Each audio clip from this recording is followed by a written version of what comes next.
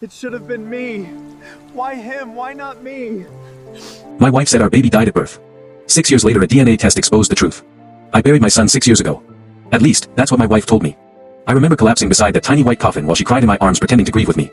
But last month, a little boy walked up to me in a grocery store and said, "Mom says I have your eyes." I laughed awkwardly at first. Then his mother turned around.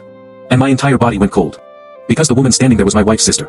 And the child beside her had my exact face. That was the moment I realized something horrifying. My son never died. They stole him from me. My name is Marcus. 6 years ago, I believed I had lost everything. My wife, Elena, got pregnant after 5 years of trying for a baby. We prayed, cried for a child. And when she finally got pregnant, it felt like God had finally answered us. I still remember talking to Elena's stomach every night. I'd tell my unborn son about football games we'd watch together. About teaching him to ride a bike. About protecting him from heartbreak. I loved him before he was even born. Then the delivery day came. Everything felt wrong immediately.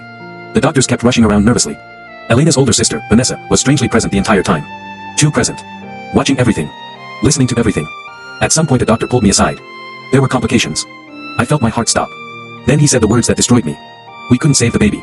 I don't remember much after that. Just pain. Screaming. Begging. I remember dropping to my knees in the hospital hallway unable to breathe. Elena cried hysterically in my arms. Or at least, that's what I thought. We buried the baby 2 days later. Closed casket. The hospital claimed the body was too damaged from complications.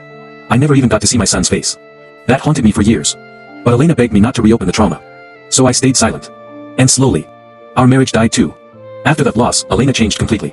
Cold. Emotionless. Distant. She barely touched me anymore. Sometimes I'd wake up at night and find her staring at old baby clothes crying silently. Other times she'd completely explode if I mentioned children. Eventually we stopped trying altogether. Our home became a graveyard. 6 years passed like that. 6 years of depression. 6 years of pretending I was okay. Then everything changed on a random Thursday afternoon.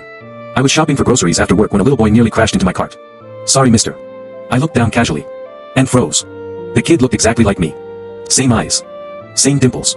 Same scar above the eyebrow. Then he smiled and said, "Mom says I have your eyes." Before I could react, a woman rushed over. And my entire world collapsed. It was Vanessa. My wife's sister. The same woman who was there during the birth. The same woman who disappeared after the funeral. She looked terrified.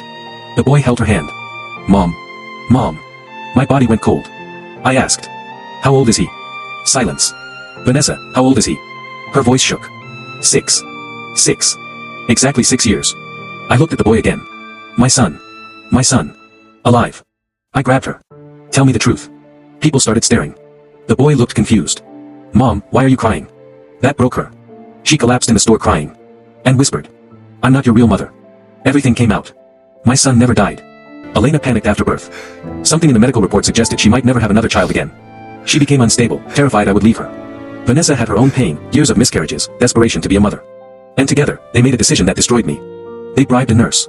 Faked the death certificate. Told me my son was dead. And Vanessa took him away, raising him in another city. I ran to my car and vomited. 6 years. They stole 6 years from me. His first steps. His first words. His birthdays. His life. Everything. While I cried over an empty grave. I drove home like a man possessed. Elena was cooking when I entered. She saw my face and froze. "You saw him." Not a question. A confession. I exploded. "You told me my son was dead." She broke instantly. I was scared. "You let me bury my own child." The house shook with my voice. She admitted everything. The lie. The nurse. The fake papers. Even worse, she sometimes visited him in secret. Watched him grow, while I grieved him. That night, I left her. 2 weeks later, the DNA test came back. 99.999% probability. He was mine. My son was alive. The first time I officially met him again, it was awkward. Painfully awkward. He looked nervous, like he was betraying Vanessa just by standing there. Then he looked at me and quietly asked, "Were you looking for me?" That question shattered me completely. Because the truth was, I never got the chance to. They told me he was dead. I pulled him into my arms and held him tighter than I ever had in my life. And I cried harder than I ever had in my life. In that moment, I realized something painful. Betrayal doesn't just break hearts. Sometimes, it steals entire lifetimes.